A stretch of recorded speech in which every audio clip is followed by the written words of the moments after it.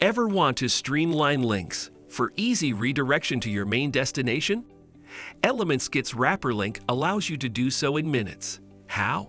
Follow this tutorial. First, visit your admin dashboard and go to the Module section of ElementsKit.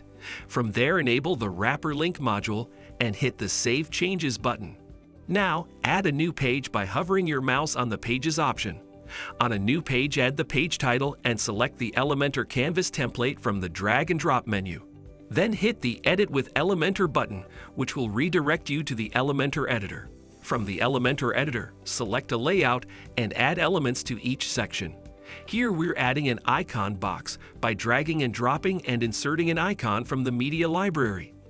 After that, add a title and description for the icon box. Now go to the Style tab and make necessary style adjustments to the icon box container, content, icon, and background overlay.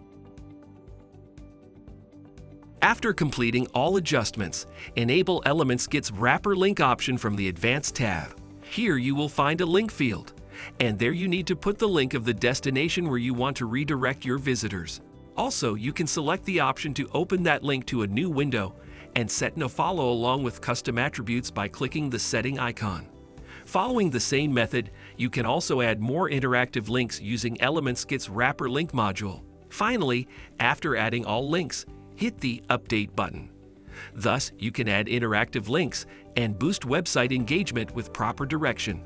If you found this video helpful, please give it a thumbs up and consider subscribing to our channel for more useful tutorials. Thank you for watching.